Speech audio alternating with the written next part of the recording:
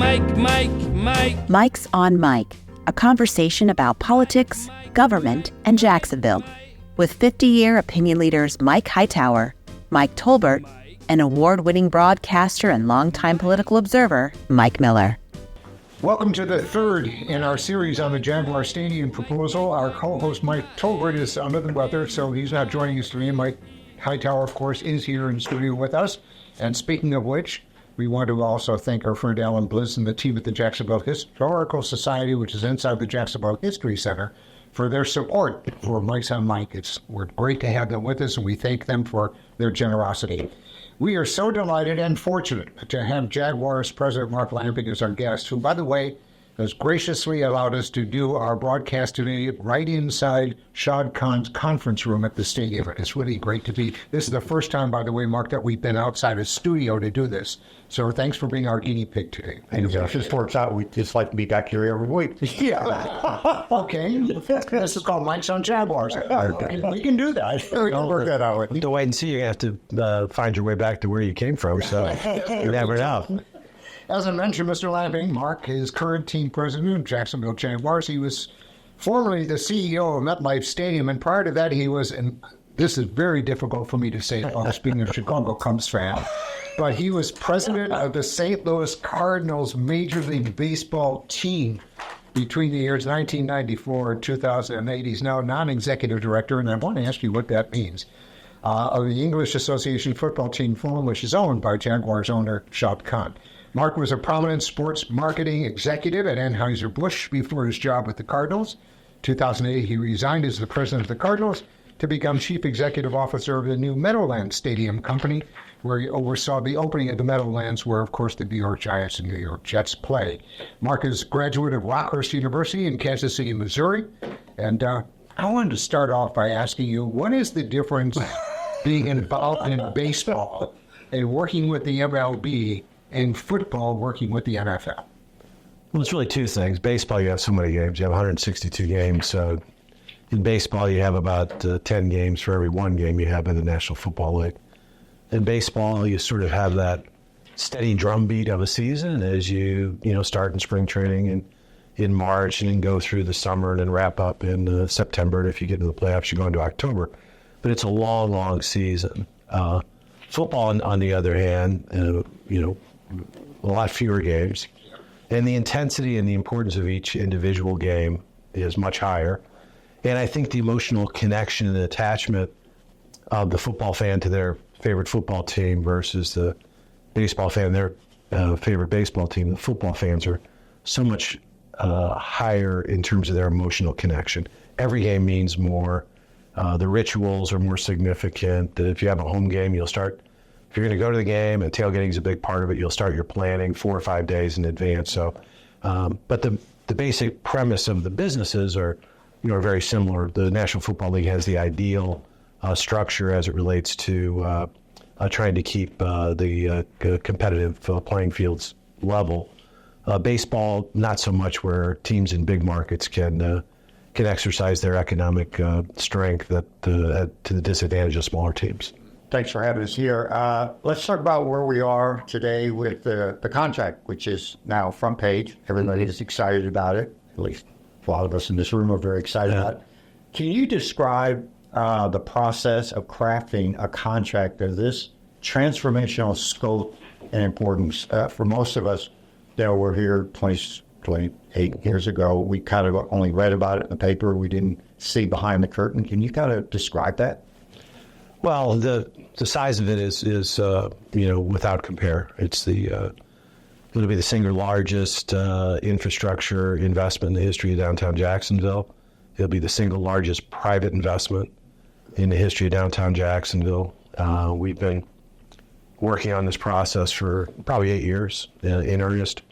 Over the last 4, there's been I think a somewhat unprecedented level of public outreach that's taken place, particularly over the last 16 months, engaged with multiple administrations, multiple city council presidents, dozens of city council members and consultants that the city has hired, engagement with really, really important stakeholders, University of Florida, University of Georgia, the Gator Bowl, and it feels good to be nearing the end of the process.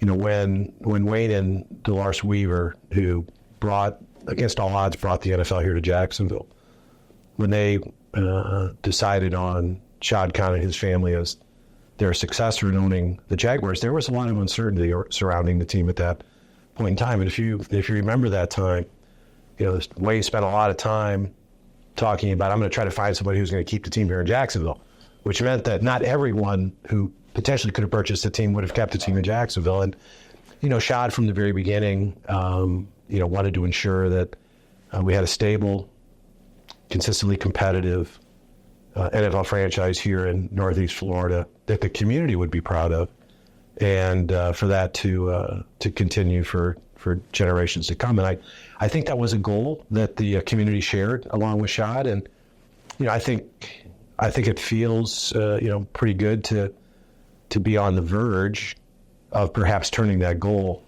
into reality. That's fantastic. As we've been reading about, as y'all won your community huddles, Mike was at the first one, and which, by the way, as our colleague Mike Tolbert says, you can never over-communicate with the public, and I think you all have done, you and the mayor have done an extraordinary job. Thank you. But part of that is some of the planned enhancements that you find that not only are our ticket holders going to find exciting about this new contract, but the community at large when they use the stadium for other events. Can you talk about some of those enhancements that are now part of that contract? Yeah, first starting with your thank you, by the way, on the compliment about the public outreach. And, it has been significant, and those community huddles have served the purpose that they were intended to, and that was to get input, and particularly, on the rounds of huddles we did about a year ago, it was to mold the plan and have the public, have a role in determining, what the final program looks like. Our interest, with the city, we shared the same goal, which was, if we're going to solve this city-owned stadium issue, and it's going to be a significant investment on behalf of the city as well as the team, if all we end up with is a stadium solution, then I think most of us would agree we're missing an opportunity, a great opportunity. So the goal was, as part of this, to make sure that we crafted the program in a way that, benefits were felt throughout, all of Duval County. When you talk specifically about the stadium, obviously the comfort and the experience the Jaguar fans have is really important to us. But going well beyond that, it says, how can we turn this stadium into an economic engine which will be attracting more and more events to downtown Jacksonville, not only for the benefit of those that live here, but to attract more people to come and visit Jacksonville and the economic impact that those visitors can create. So, the goal is to have a very busy facility, 365 days a year, to have a really solid future for the Jaguars, such that the Jaguars would commit to be in Jacksonville for a minimum of another 30 years, and then have elements of this program be felt throughout the entire community. And, I think, the agreement is balanced. We think the agreement's fair, and we think the benefits of that agreement are very broad and extend well beyond just the sports complex. Going back there on some of the things, what's going to be different in the stadium as far as if you're a ticket, those of us are ticket holders? What are some of the... Well, let's start with what our customers said they wanted to have improved, because that was an important part of the process. So, we did extensive surveys with our customers and asked them, what are those things you'd like to see improved?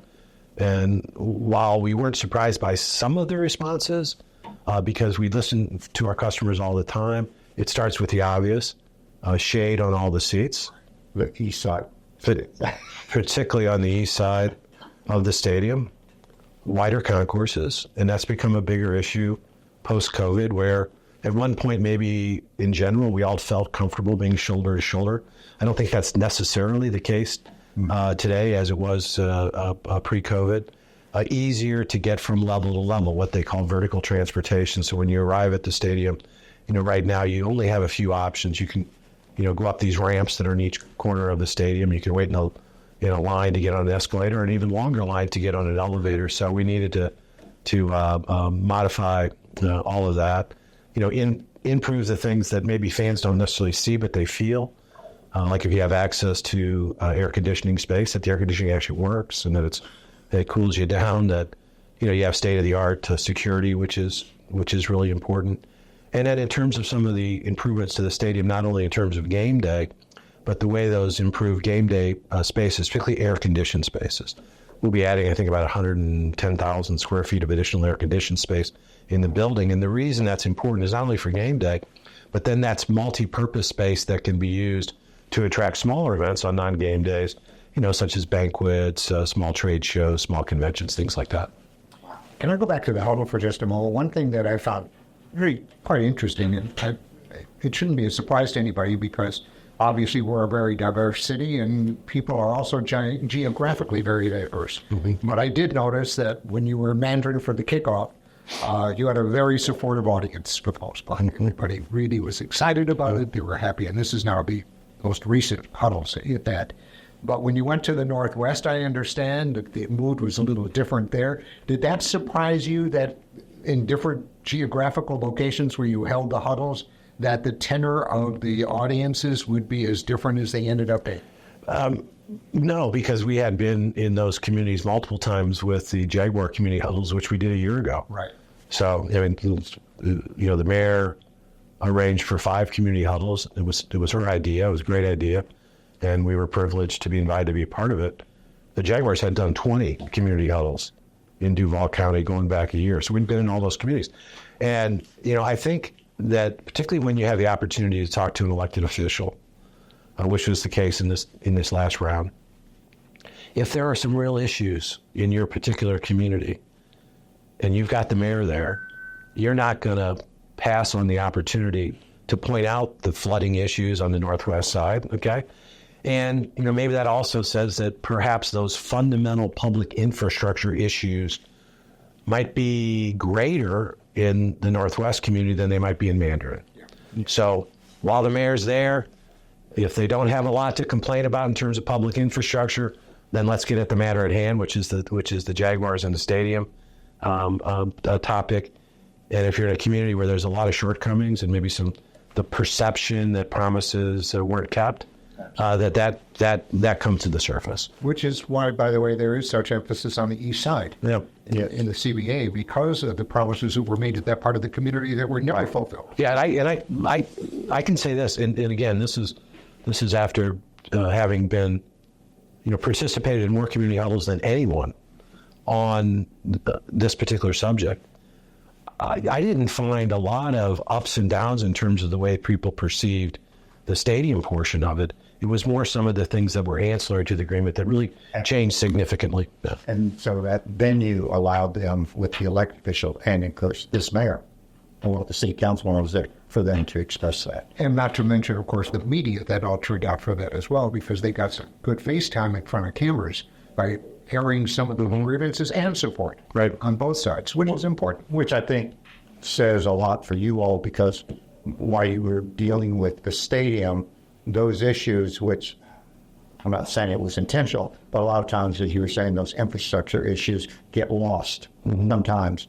It was a good way to remind those people who are in decision-making situations, those issues are still there, they need to be addressed. Absolutely. Yeah. As you talk to other NFL team leaders, what factors contribute to a win-win relationship with the cities where they're located? I'm not sure I learned that much from other NFL teams, quite honestly. I've been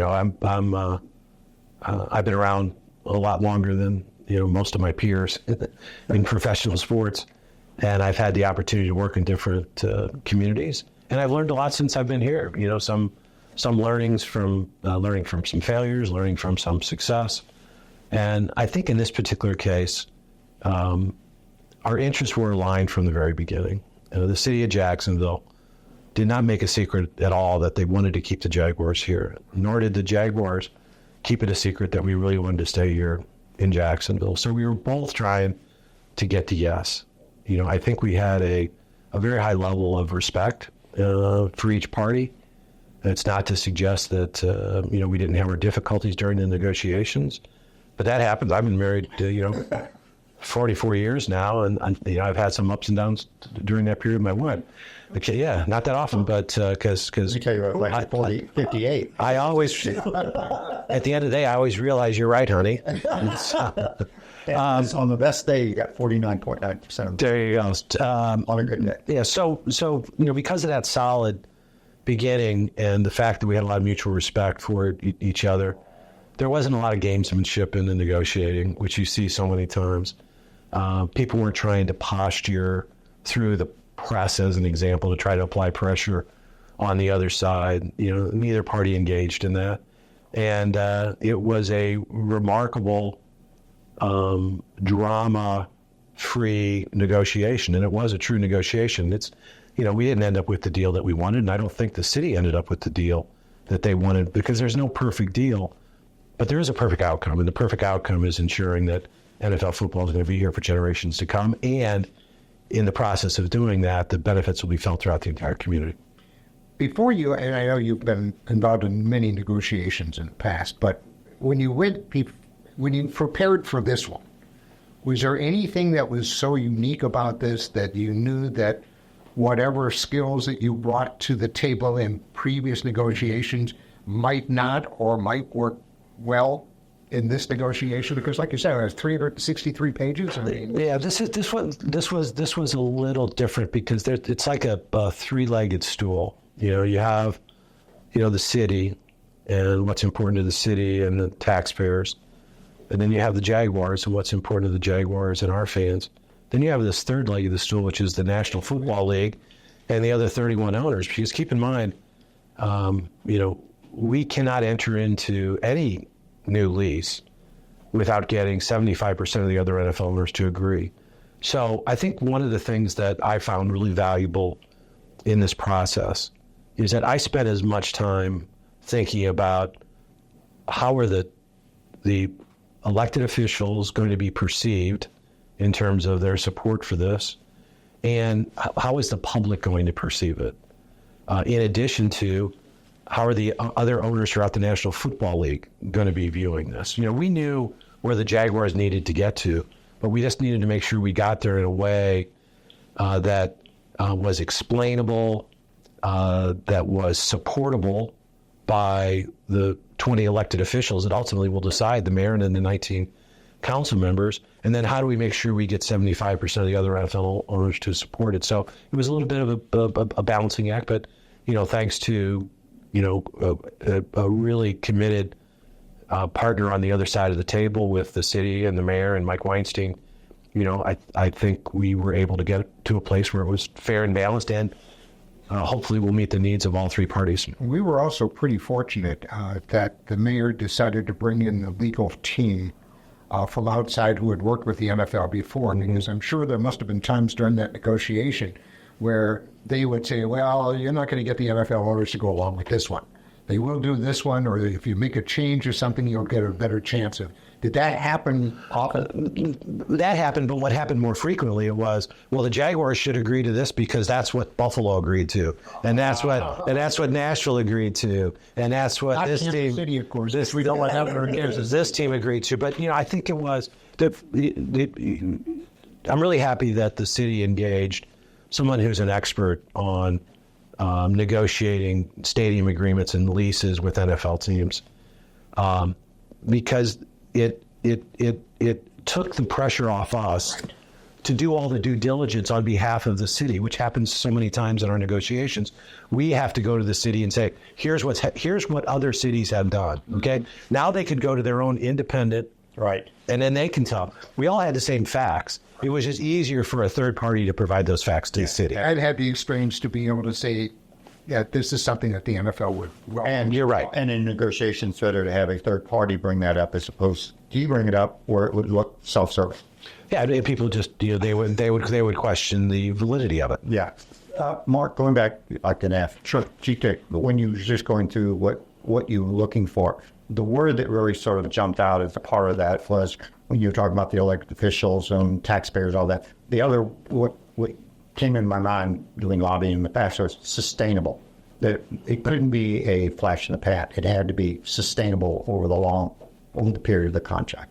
I mean, that had to be a part of how long will this last after the pizzazz is over and the contract is signed. Yeah, and one of the parts of that, Mike, was to make sure we don't repeat the mistakes of the past. I mean, the reason that we have a problem in the stadium right now wasn't because it was a bad design at the beginning. And yeah, they probably should have taken the sun into consideration on the east side of the stadium, but they were dealing with an orientation of a stadium that was there before, the old Gator Bowl. Okay, but the reason we have so many problems in this stadium is because there was not a identified funding source to make capital improvements and make maintenance along the way.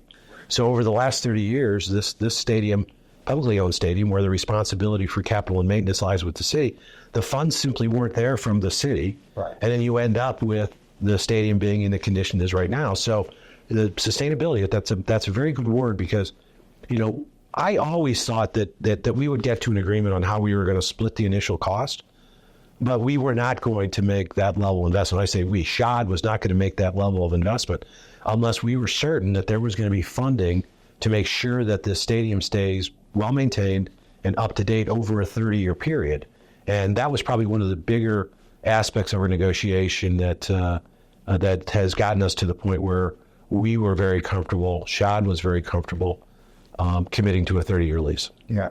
The other thing I want to bring out and make sure that, because we talked about this as we were getting ready for the thing, for this show, it's through this negotiations, and you sort of spoke to it at the beginning about what our common outcome was. One of the things that has been written about and has been talked about was there was never this unthought of or this possible, if we don't get what we want, we're going to walk. You made that very clear when you talked about when the Weavers were looking for Shad. That was never talked about, but it was also understood and appreciated by the community, because everybody goes on the internet. Those who know how to do it, I don't, but I watch the videos. That was always the other unspoken person in the room, and that never came up. And I just found that when you talked about the respect, it was the respect that the Jaguars had for the process, the respect you had for the city, the respect you had for the negotiations. And I think that was an incredible advantage for everyone involved. It was talking about what we wanted to accomplish and not that. And background. It's interesting, if I may, just to kind of counter that a little bit, and Mark, I know you remember this, at least at the huddle I was in. Mm-hmm. No, I have not heard anyone from the Jaguars even utter anything before that. However, our dear mayor is very quick to let people know that either we do this or they're going to walk. And I'm not sure I necessarily agree with that tactic that she decided to use, but it's one that I did find out that was intentional, and wanted the people to know that there would be that possibility if this did not pass. The aspect of that was, didn't come from the Jaguars. Did not come from the Jaguars. Never came from the Jaguars. And we've always asked that, people sort of, judge Shad by his actions, not by what you think he's doing. We started working on this 8 years ago. The reason we started working on it 8 years ago is that we knew that if we got near the end of our lease and there wasn't a long-term solution to the stadium, there were going to be problems, just like the same problems occurred in Oakland and in St. Louis and San Diego and Baltimore and Cleveland, before those markets. So, Shad has been looking for and committed to finding a solution. So we've always been solution-oriented. I think the mayor was also right in terms of her description that, whether the Jaguars are here or not, it's not like, okay, let's invest this amount of public money and then add to that a lot of money from Shad and his family to solve the problem that the city currently has with the city-owned stadium. Even if the Jaguars aren't here, you still got problems with this building. If you want to keep Florida, Georgia, you want to keep the Gator Bowl, you're probably going to have to invest $250 million at least that. Yeah. So and you talked about earlier, what you talked about the enhancement. When you're talking, because I have a lot of friends in Georgia, even in North Carolina, they talk about a stadium, right? And And they talk about that when they're in negotiations with the Florida Georgia game about the stadium here. So you're absolutely right. And they changed a little bit as y'all have rolled out the contracts and the bill 351, which by the way was masterfully done. By the way, the concept of the community benefit arrangement has led to in other communities, which we had not heard of, some amazing transformations in other communities. Why was that one of the issues that both the Jaguars and the mayor led with right up front? Because, I mean, it was a new concept. So there's only been a handful of... And the size of it. It was not only you did it, but let's talk about the size that you all proposed right up front. Yeah, there's only been a handful of community benefits agreements in the National Football League. And the single largest that's ever been proposed is what was originally proposed by the Jaguars. As I said, 100 million. Yeah, $100 million. And what I said earlier on was that, if we just end up with a stadium solution, we've missed a huge opportunity. Correct. So going into this, we knew that Shad wanted to leave an impact throughout the community. We knew we assumed it'd be something that the city would bring up because something similar was part of the Buffalo deal and the Nashville deal. Although our initial proposal at $100 million was bigger than any one in the past. So that was our position at the beginning: is that the city doesn't have to put in a dime. The Jaguars will put up $100 million, and we want these dollars to go to benefit the Out East community, which has been neglected for generations. We want it to help support downtown development, and we want it to have some countywide impact. Other than that, we were clear that we'd be willing to have others sort of determine exactly which program should get supported and which one shouldn't. The mayor the mayor really appreciated the fact that Shad had come forward with such a significant commitment, but the mayor was thinking bigger, and she asked us if we would be willing to increase our commitment from 100 to 150 million over the 30 years of our lease, if the city then would put up 150 million as well. And it didn't take long for Shad to have to think about that. How long did it take for that? Well, but he did have a question. He said, "Where is the city going to invest their 150 million?" And when the mayor indicated that a portion of that 150, about a third of it or so, was going to go to complete the downtown parks along the North Banks, that message was a very positive one to Shad because it gave him confidence that the city really is committed to downtown development and making those infrastructure investments that are necessary to support that development. Because keep in mind, between what's happening across the street with the Four Seasons and the office building, and then the investment in the stadium, well north of $1 billion of private investment. Already. Yeah, if you take what's happening across the street plus the stadium, that is in excess. It's like $1.1 billion. Largest single private investment by far in the history of downtown. So with the city saying that they were interested in funding those downtown parks, that gave Shad even more confidence to believe in downtown Jacksonville. Now, what has happened since then is, there's been a lot of debate about where the city's money should be going. That's a debate that's up to the city. What we have said is that, if the city and the city council if the mayor's office and the city council can't come to an agreement on what this community benefits agreement should look like, rest assured our $100 million is still there, whether you do a dollar or not.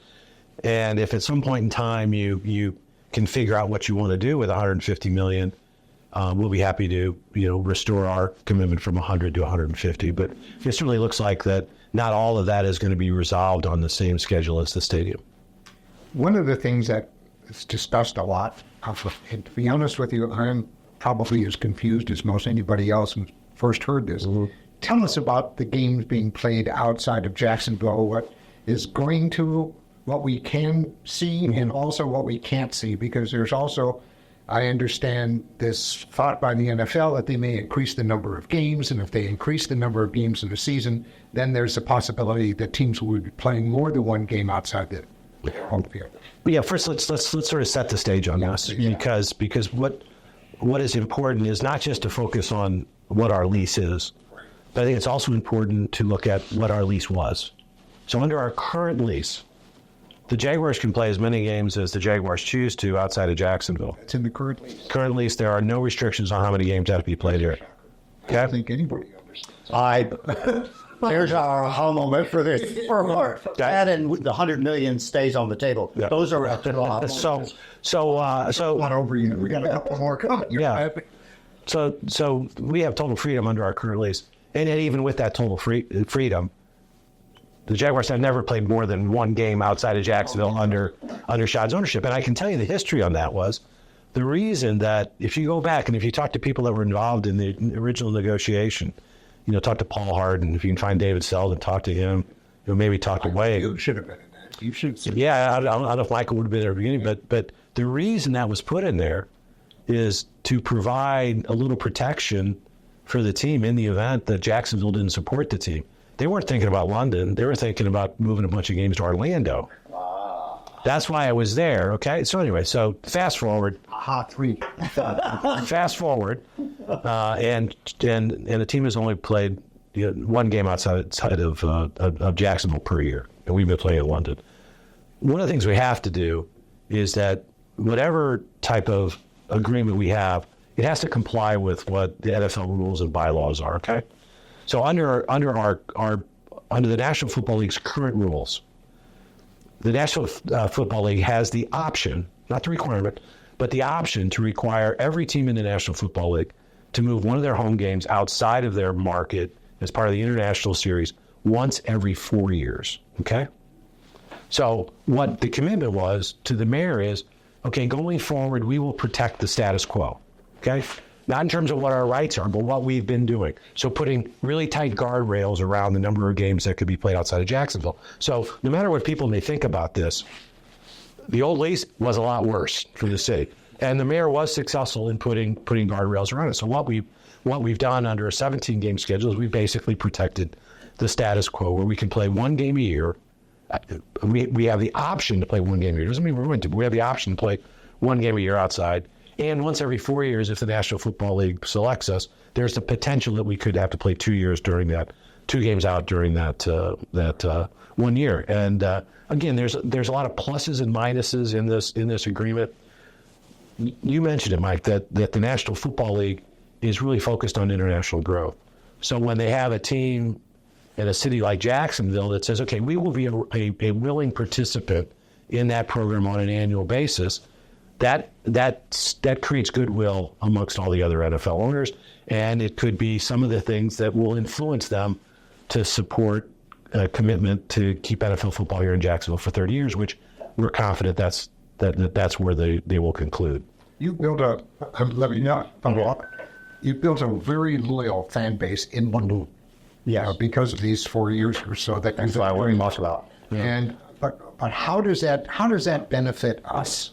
How does that benefit Jacksonville because of the loyal fan base that you have? Okay, let me try to answer it 2 ways. When the team first started going over there, the economic return of the game being played at 90,000 seat Wembley Stadium versus 60,000 seats here in Jacksonville, the economic return to the team was greater for the games in London. Which, how did that benefit the people who are local? It made the team stronger financially, okay? And as a way to compensate for some of the shortcomings in Jacksonville that has nothing to do with our fan base. It has to do with the size of this market, okay? And a lot of the economic benefits that accrue to teams are not driven by whether you sell out your games or not. It's driven by the size of the market. For example, the naming rights on the stadium, the value of our local media rights, the value of our local sponsorship rights are not just driven by how many people show up at the game. It's how many people are going to be following that in that particular community. The second thing that London does, and Mike has had the front row seat on this, is that the chamber has very wisely used the Jaguars annual game in London as a trade mission. What countries are knocking on our door saying, please play here? Well, a lot of countries are knocking on the door of the National Football League. Our focus is on the UK. So, because we have built up equity there. as I mentioned earlier, yes, with the improvements to the stadium, the economic advantage of playing in Wembley versus playing here, those will start to go away a little bit. And I hope we get to the point where we're actually better at keeping the games here from a game day economic return. But keep in mind, there's other commercial benefits that we can generate by being London's team. And we have full-time employees over there. We're selling sponsorships on a year-round basis. So I think, one game in London will be part of our DNA for quite some time to come. And, I would hope that we will continue to manage it in a way that is well received by the city as well as our fans. When you was talking about I can remember going to those first two games, particularly the first one. Everybody who went and part of that chamber, that week we spent there, that's just a whole different discussion. We looked at Jaguars, but it was like all of London was there. We had never seen anything we just walked around. The people were tailgating anything like the days, and they were everywhere, and it was the enthusiasm and the love of the Jaguars. It was. And for those of us, they could tell right away we were not Brits. They loved us. It was fantastic. It was like the first game here. It was that pitch of the enthusiasm. But to pick up on that, we've had that was under Brown was the first one. So you've had Brown, Curry, and now you have Donna.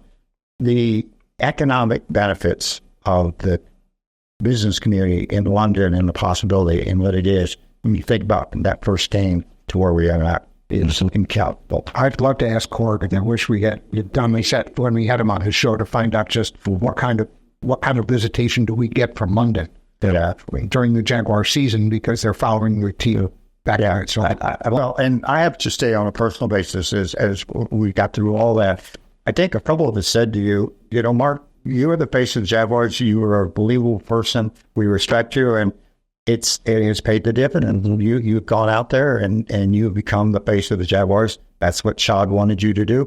You are authentic. You are credible, and we appreciate what you're doing for us. Thanks. Well, thanks, and thanks to the Khan family, because this doesn't happen without their support. Well, it's true we do that. Thank you. Thank you. Okay, thank you, guys. Everybody watching and listening to the program, let me just give you one piece of advice, and that is, if you are a supporter of this proposal, which we certainly hope you are, that's not an editorial, that's just what we feel. That's a great observation. But inside item for section too. That's damn good. Call your city councilman and woman and let them know that you're in support of this. It's very important that you do, and not just your district council member. Also call up those 5 at-large council members, because they represent everybody, not just a particular district. As the three Mikes talked about this is the time where our Republican city councilpersons and our Democratic councilpersons need to be city councilperson. Forget the partisanship. This is all about a common denominator, about all one tide lifts all ships. It's time for us to be city councilmen, not Democrat or Republican. Thank you all for joining us. Our thanks to all 3 of the episodes that we've done on the David Power Line. Of course, we had on Mike Bender, we've had on, and now Mark Lapping.